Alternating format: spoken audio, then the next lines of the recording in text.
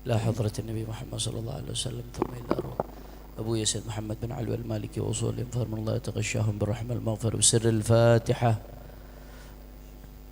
بسم الله الرحمن الرحيم الحمد لله رب العالمين الرحمن الرحيم. سيد محمد بن علوي المالكي رحمه الله تعالى ونفعنا به وبعلومه في الدارين آمين. وهذا كله يدل على أنه ينبغي على المسلمين أن يهيئوا للدعوة الإسلامية وسائلها وأسبابها، وأن لا تكون وليدة يوم وتخطيط ساعة على وجه الارتجال. Abuya masih melanjutkan mukaddimahnya. Kata beliau, yang tadi sudah dijelaskan bagaimana Rasulullah sallallahu alaihi wasallam beliau melalui fase-fase sampai 4 fase. Fase dakwah sirran, fase dakwah jahran, fase muharabat al-badiin bil qital, kemudian fase muharabat kullu man waqafa fi wajhi da'wah. Kemudian juga bagaimana Rasulullah tadi udah kita jelaskan, Rasulullah tuh sampai ngirim utusan, ngirim surat ke raja-raja. Itu semua menunjukkan bahwasanya ala annahu yanbaghi 'alal muslimin, seyogianya atas umat Islam an yuhayyi'u lid-da'wah al-islamiyah, untuk mempersiapkan dakwah Islamiyah, wasailaha wa asbabaha. Apa yang dipersiapkan? Wasailaha, media-medianya, perantara-perantaranya, wa asbabaha, dan sebab-sebab penunjang tegaknya dakwah Islam ke jalan Allah Subhanahu wa taala. Wa an la takuna walidata yaumin, yang namanya dakwah itu enggak boleh dilahirkan hanya dari proses 1 hari. Walidata yaumin, dilahirkan dari proses 1 hari, enggak bisa. Au takhtita sa'atin, atau hanya perencanaan 1 jam saja kemudian pengen sukses dakwahnya. Ala wajhil irtijal, secara spontan. Ala wajhil irtijal itu terjemahnya secara spontan. Nah, bisa, yang namanya dakwah harus disiapkan. Andai kata dakwah bisa instan langsung berhasil, maka yang mendapatkan itu adalah Rasulullah sallallahu alaihi wasallam. Tapi Rasulullah segitunya Sayyidul Mursalin, Sayyidul Anbiya, Habibu Rabbil Alamin, tetap melalui sunnatullah, melalui tahapan-tahapan. Tetap Rasulullah mempersiapkan dakwahnya. Kenapa? Karena Rasulullah adalah qudwatul hasanah, suri tauladan yang akan jadi contoh buat umatnya. Kalau nabinya saja harus mempersiapkan sedemikian rupa dakwahnya, apalagi kita yang bukan siapa-siapa, hanya umatnya baginda Nabi besar Muhammad sallallahu. Bahkan di Madinah kita lihat Rasulullah sallallahu alaihi wasallam itu berhasil ketika masuk ke Madinah, umat Islam jumlahnya sudah banyak. Disambut Rasulullah di Madinah. Nah, ketika Rasulullah ke Madinah langsung bisa mendirikan negara Islam di Madinah. Kemudian ada tawadhu'nya Kiai Saiful Qahar, mudah-mudahan beliau panjang umur sehat walafiat insyaallah tabarakallah. Bagaimana Rasulullah sallallahu alaihi wasallam ketika di Madinah bisa langsung mendirikan masjid, kemudian mendirikan piagam Madinah dan lain sebagainya. Langsung sukses, ketika sampai Madinah tuh sukses disambut. Ternyata ada proses, enggak seperti itu. Ada yang namanya Bai'atul Aqabah al-ula wa tsaniyah. Itu ketika rombongan haji datang di musim haji dari Madinah, datang ke Mekah sama Rasulullah, orang-orang Madinah dikumpulin, didakwahin, mulai dari sedikit, tahun depannya jumlahnya lebih banyak lagi. Akhirnya dari mereka ini berkembanglah Islam di Madinah, sampai begitu Nabi Muhammad datang ke Madinah, orang Madinah udah masuk Islam. Tapi nggak instan, lagi-lagi butuh proses. Jelas atau tidak? Jadi itu sunnatullah fi ibadah.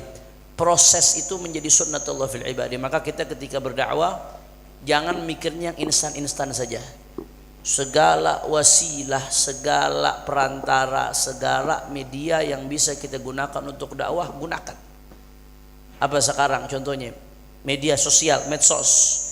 Medsos itu kalau nggak dipenuhi dengan yang baik, akan dipenuhi dengan yang buruk. Jadi kayak hawa nafsu, in lam tushghilha bil haqq syaghalat ka bil batil. Medsos itu kalau nggak dipenuhi dengan yang baik, kalau nggak kita isi dengan ceramah, nggak isi dengan pengajian, nggak ngisi dengan sholawatan, akhirnya isinya semuanya nyanyi, isinya semuanya maksiat, isinya semuanya kefasikan. Maka harus diimbangin, nggak bisa. Bangun media, bangun bikin channel di YouTube, bikin channel di Instagram, bikin channel di Facebook, bikin channel. Saya dulu termasuk yang nggak setuju kalau bikin di TikTok awalnya, karena saya lihat dominan dengan hal-hal negatif. Tapi makin kemari karena perkembangannya makin besar, ya harus diimbangi dakwah di TikTok. Nggak bisa, kita harus setiap wasilah, setiap perantara yang bisa menjadi perantara sampainya pesan-pesan Rasulullah SAW harus kita persiapkan. Nggak bisa sembarangan, butuh tahapan ya ikhwan. Nggak bisa tiba-tiba langsung besar, tiba-tiba instan, nggak bisa. Jadi setiap ada peluang buat dakwah, gunakan peluang itu. Jelas atau tidak? Dan harus dipersiapkan dengan baik. Nah, termasuk bentuk persiapannya, makanya nggak bisa instan apa? Nih dilanjutkan Abuya. Ini saya pernah bahas nih. Saya nggak mau bahas lagi panjang lebar. Saya pernah bahas ini panjang lebar ketika wisuda Al-Miftah. Nah, ini ibarat itu jadi ceramah 1,5 jam ini. Ini ibaratnya yang saya bahas dulu nih. Wa kana min jumlati tahiyati asbabid dakwah, termasuk daripada persiapan sebab-sebab dakwah apa? At-tarbiyatul amaliyatu, pendidikan yang sifatnya praktek, li ikhraji, untuk mencetak al-alimid da'i al-ghayur, orang alim yang da'i, yang mengajak ke jalan Allah, yang ghayur, yang punya kecemburuan beragama. Nah, ini Abu yang ngasih 3 kriteria nih. Jadi kalau santri, pesantren, majelis taklim, madrasah mau cetak dai, mau cetak guru, mau cetak ustadz, maka kriterianya ada 3. Ada berapa kriterianya? 3. Yang pertama alim. Yang pertama alim. Yang kedua dai. Yang kedua ilmunya bukan cuma buat dirinya sendiri, tapi ilmunya buat ngajak orang ke jalan Allah, untuk bimbing umat. Yang ketiga ghayur. Yang ketiga apa? Ghayur itu artinya punya kecemburuan terhadap agama. Nggak rela lihat agama dihinakan, nggak rela lihat agama direndahkan, nggak rela lihat umat Islam diinjak-injak, dihinakan, nggak punya kecemburuan terhadap agama. Harus seperti itu. Alim, dai, ghayur. Ini santri yang ideal yang dicetak oleh setiap pesantren. Dai yang ideal yang dicetak oleh setiap pesantren. Coba sekali lagi ulangi. Ada berapa kriterianya? Yang pertama, yang kedua, yang ketiga, ghayur. Kenapa harus alim? Di sini dijelaskan oleh Abuya, li'annal ilma biduni ghairatin jamidun la syu'ura fihi wala ihsas. Karena ilmu saja tanpa gairah, tanpa kecemburuan beragama, jamidun, dingin, kaku, la syu'ura fihi wala ihsas, nggak ada perasaan, nggak ada kepekaan. Syu'ur perasaan, ihsas kepekaan. Orang kalau punya ilmu saja, ngaji aja pinter, Fathul Mu'in, Fathul Qorib, Minhajut Talibin, hafal matan ini, matan itu, Alfiyah Ibn Malik apal, Alfiyah Iraqi apal, Uqudul Juman apal, semuanya apal. Tapi nggak ada ghirah, tapi nggak ada kecemburuan terhadap agama. Ujung-ujungnya apa? Yang dia pikirin cuma dirinya sendiri. Yang penting saya enak, istri saya enak, keluarga saya enak. Bodoh amat umat mau susah, bodoh amat Islam mau diinjak-injak, bodoh amat, nggak peduli. Ujung-ujungnya memperjualbelikan agama untuk kepentingan dunia. Na'udzubillah min. Itu bahayanya. Orang punya ilmu tapi nggak punya ghairah, bahaya. Nggak ada kepekaan, nggak ada perasaan. Akhirnya egois yang timbul. Anani, anani. Ujung-ujungnya timbulnya egois. Yang dipikirin dirinya saja, yang dipikirin keluarganya saja, yang dipikirin urusan dunianya saja. Karena nggak ada kepekaan. Padahal Rasulullah nggak begitu, sahabat nggak begitu. Mereka gara-gara kecemburuannya terhadap agama sampai rela mati buat agama. Itu sahabat Rasulullah. Makanya kita disuruh belajar dari sirah. Begitu banyak, kalau kita mau bahas nggak akan keburu sekarang semuanya. Tapi luar biasa. Nggak bisa ilmu tanpa ghirah, jamid la syu'ura fihi wal ihsas. Saya nggak mau jelaskan ini panjang lebar karena udah kita jelaskan saat itu. Kama anna al-ghairata wahdaha la tasluhu lil qiyadati wal riyadati wal irsyad. Sebagaimana kata Abuya, al-ghairata wahdaha, hanya punya kecemburuan beragama saja, bila ilmin, tanpa ilmu. Orang modal cemburu sama agama saja, modal semangat aja, tapi nggak punya ilmu. Yang penting Allahu Akbar, tapi nggak tahu cara wudhu yang benar bagaimana. Modal semangat, tapi nggak tahu mana yang halal, mana yang haram. Yang seperti itu la tasluh lil qiyadati wal riyadati wal irsyad. Yang seperti itu nggak pantas, nggak layak untuk memimpin, nggak pantas untuk menjadi komandan, qiyadah, riyadah, raid, untuk jadi raid nggak pantas. Wal irsyad, yang seperti itu nggak bisa ngajak orang ke jalan Allah, membimbing orang ke jalan Allah, nggak bisa. Kenapa? Karena dia aja nggak tahu bagaimana mau ngajak. Nah, orang mau ngajak orang ke jalan Allah, ke syariat Rasulullah, dia sendiri nggak tahu syariat Rasulullah bagaimana. Bagaimana dia mau ngajak orang ke syariat Rasulullah? Syariat Rasulullahnya dia nggak tahu. Faqidu syai' la yu'ti. Orang yang nggak punya sesuatu, bagaimana dia bisa memberikan? Saya mau tanya santri ini semuanya, orang nggak punya beras, bisa nggak ngasih beras? Nggak bisa. Orang nggak punya uang, bisa ngasih uang?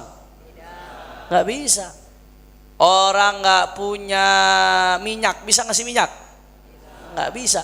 Orang nggak tahu syariatnya Nabi, bisa dia ngajak ke syariat Nabi? Jalan menuju syariat Nabi aja dia nggak tahu. Makanya bahaya kalau cuma modal semangat aja, tapi nggak punya ilmu. Hada yufsidu aktsaru mimma yuslih. Lebih banyak merusak daripada memperbaiki. Lebih baik diam daripada dia bergerak. Kenapa? Karena bergeraknya dia hanya modal semangat tapi nggak ada ilmu, itu merusak. Bukannya membuat keadaan lebih baik, malah keadaan makin rusak. Itu akibat-akibatnya itu. Yang dulu itu ada pakai bom di Jakarta, di wilayah damai, di Bandung di wilayah damai, bukan wilayah perang. Tahu-tahu datang ke gereja, kafirnya yang dihadapi kafir dhimmi, tahu-tahu meledakkan diri dengan bom. Akhirnya nama umat Islam malah yang jadi jelek. Padahal Rasulullah larang untuk nyakiti kafir dhimmi, man ada dhimmiyan fa ana khasamtuhu yaumil qiyamah. Enggak boleh diganggu sama Rasulullah sallallahu alaihi wasallam. Tapi dia karena modal semangat mengatasnamakan jihad, akhirnya melakukan apa yang harusnya enggak boleh dilakukan dalam syariat. Dan yang seperti itu tuh kira-kira jadinya jihad apa jahat? Jahat. Kalau udah seperti itu jadinya syahid atau sangit? Sangit. Karena modal semangat tapi enggak punya ilmu. Bahaya. Kira-kira jelas atau tidak? Nggak boleh modal semangat tapi nggak punya ilmu, bahaya ikhwan. Maka kata Abuya, harus dua-duanya, alim, da'i, ghayur. Berilmu juga tapi dia ghayur juga, punya kecemburuan terhadap agama, punya semangat di dalam bela agama. Dan itu semua bisa dilihat di dalam sejarahnya Rasulullah bersama para sahabat dan ahlul baitnya baginda Nabi besar Muhammad sallallahu alaihi wasallam. Para sahabat itu katsir minhum ulama. Banyak di antara sahabat itu ulama. Tapi mereka jihad. Tapi mereka turun perang. Sayyidina Ali bin Abi Thalib itu babu Madinatul Ilm. Pintu ilmunya Rasulullah sallallahu alaihi wasallam. Jadi kalau ibarat ilmunya Rasulullah ini bagaikan kota, maka pintunya itu Sayyidina Ali bin Abi Thalib. Kata Rasulullah dalam hadis yang ditashih oleh Sayyid Al-Ghumari, sampai nulis risalah mentashih hadis tersebut, kata Rasulullah, ana madinatul ilmi wa aliyun babuha. Aku adalah kota ilmu, kata Rasulullah, dan Sayyidina Ali bin Abi Thalib adalah pintu untuk masuk kota ilmu tersebut. Faman arada al-Madinah falyatiha min babiha. Siapa yang ingin masuk ke satu kota, masuklah dari pintu tersebut. Sayyidina Ali bin Abi Thalib itu pintu kota ilmunya Rasulullah. Alim, alimnya nemen. Alim banget. Hampir semua tuh sanad-sanad keilmuan ujung-ujungnya ke Sayyidina Ali bin Abi Thalib. Sanad thariqah rata-rata ke Sayyidina Ali bin Abi Thalib ujung-ujungnya, ikhwan. Tapi meski demikian jihad beliau. Pintu Khaybar itu sekian orang rame-rame mau ngangkat nggak kuat, Sayyidina Ali ngangkat sendiri ya, ikhwan. Nggak ada yang beraninya ke Sayyidina Ali bin Abi Thalib. Apa Amr bin Abdul Wud? Amr bin Abdi Wud itu salah satu petarung paling handal di kalangan kufar Quraisy. Gak ada yang bisa ngalahin Amr bin Abdi Wud. Akhirnya dia nantang mubarazah, nantang duel umat Islam. Yang maju Sayyidina Ali, masih muda Sayyidina Ali bin Abi Thalib saat itu.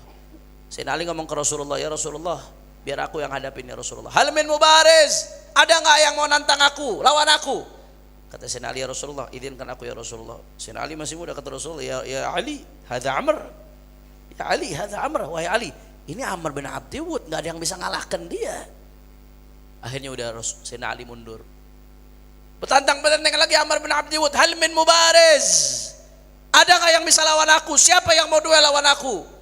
Sayyidina Ali udah kesel ngelihatnya maju lagi. Sayyidina Ali, ya Rasulullah, biar aku yang hadapin ya Rasulullah. Kata Rasulullah, ya Ali, hadza Amr. Wahai Ali, ini Amr. Kamu jangan main-main lawannya Amr. Amr ini nggak ada yang ngalahin dulu ini. Hati-hati. Akhirnya udah Sayyidina Ali mundur lagi. Ketiga kalinya begitu lagi. Hal min mubariz, Amr bin Abdi Wud udah sombong ini, songong kalau kata Betawi, songong. Songong. Hal min mubariz, siapa yang bisa lawan aku? Ada Sayyidina Ali bin Abi Thalib maju lagi, ya Rasulullah, izinkan aku ya Rasulullah. Ketiga kali diizinkan sama Rasulullah. Begitu berduel saudara, begitu duel adu pedang, debu naik semuanya. Debu naik semuanya. Ketutupan, orang nggak ada yang lihat. Ini siapa yang menang? Tahu-tahu ada suara orang yang terbelah. Debu masih nggak ada nih, suara orang terbelah. Debu masih menutupi semuanya. Ini orang-orang penasaran, ini yang kebelah siapa? Ini Amr apa Ali yang kebelah ini? Akhirnya begitu debunya turun, kelihatan ternyata yang kalah terbelah Amr bin Abdi Wud, dikalahkan Sayyidina Ali bin Abi Thalib radhiyallahu an. Alim Sayyidina Ali, babu Madinatil Ilm. Tapi jihadnya semangat atau tidak? Semangat. Hadzal alim al-ghayur. Itu namanya berilmu dan punya ghirah. Bicara soal ilmu luar biasa. Sampai-sampai berapa kali Sayyidina Umar ketika ada masalah di zaman kepemimpinan Sayyidina Umar bin Khattab, Sayyidina Umar selalu memecahkan masalahnya ke Sayyidina Ali. Sampai-sampai Sayyidina Umar bin Khattab mengatakan, laula Ali lahalaka Umar. Tanpa Sayyidina Ali bin Abi Thalib, niscaya Umar bin Khattab akan celaka. Sayyidina Umar sendiri yang mengatakan seperti itu. Pengakuan beliau atas kealiman Sayyidina Ali bin Abi Thalib. Sayyidina Umarnya juga alim. Cuman memang Sayyidina Ali lebih terkenal dengan keilmuannya. Tapi sekali lagi yang Anda mau garis bawahi, alim tapi ghayur, punya kecemburuan terhadap agama. Nah, jangan kadang-kadang kalau udah alim pokoknya ahli baca kitab, pokoknya baca kitab aja, berjuang nggak mau, amar ma'ruf nahi munkar udah nggak mau, sama keadaan umat udah masa bodoh. Pokok al-muhim ilm. Ilm itu tunjuk Sayyidina Ali kurang ilm apa? Tapi andai kata ada yang memilih jalan tersebut, kita jangan suudzon. Nah, kadang-kadang ada orang yang memang harus fokus tafarruq untuk ilmu. Walaula nafarum min kulli ta'ifatin walaula nafarum min kulli firqatin ila akhiril ayah. Harus ada yang tafarruq tuh untuk ilmu ada. Tapi memang sekali lagi yang harus dibawahi, ilmu itu kalau dibarengin dengan ghirah, kealiman seseorang tidak mencegah dia untuk berjuang. Justru kealimannya akan mendorong dia untuk berjuang di jalan Allah Subhanahu wa ta'ala. Jelas atau tidak? Insyaallah mudah-mudahan santri-santri sebaneh semuanya alim ghayur. Amin ya rabbal alamin. La ilaha illallah. Wa hadzal ladzi yanbaghi an la naqa'a fihi. Inilah yang seharusnya kita enggak terjatuh di dalamnya. Jangan sampai kita jatuh di salah satu dari keduanya, alim bila ghairah atau ghayur bila ilm. Fanadhi, maka kalau kita terjatuh di dalamnya, fanadhi, maka kita menjadi tersia-siakan, terabaikan. Fanadhi, dhaya, kita tersia-siakan antara baina alimin, antara orang alim bila ghairatin, tapi tanpa ghairah, tanpa kecemburuan terhadap agama, wala ihtimamin ala hurumatillah, dan tanpa kepedulian terhadap kehormatan daripada Allah Subhanahu wa taala, aturan-aturan Allah, apa-apa yang diharamkan oleh Allah, syariat-syariat Allah, hurumatillah. Au ghayurin, atau kita juga terjebak pada orang yang ghayur, modal semangat, modal kecemburuan terhadap agama, mutahammis, semangat dari hamasah. Tapi la ilma indahu yudhilil muslimin. Ghayur, punya kecemburuan agama, mutahammis, semangat, tapi la ilma indahu, enggak punya ilmu, ujung-ujungnya apa? Yudhilil muslimin. Ujung-ujungnya menyesatkan umat Nah, jangan seperti itu. Kita harus lengkap, alim, da'i, dan ghayur. Mudah-mudahan Allah berikan kita taufik untuk bisa jalankan ini insyaallah. La ilaha